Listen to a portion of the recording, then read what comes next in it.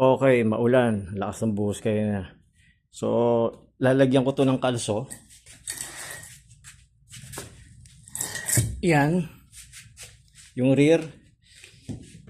And then, i-release ko yung handbrake. Para hindi mangapit. Lagay ko muna sa neutral. Neutral. Baba ng handbrake. Tapos, paunti-unting release ng preno. Ayan na, nakakalso na. Then, lagay ko sa park. Okay, so, para hindi mangapit ang disc brake.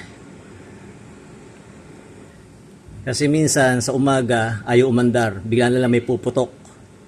Kasi nga, kapit na kapit yung brake pads dun sa disc. Dahil lalo na kapag basa.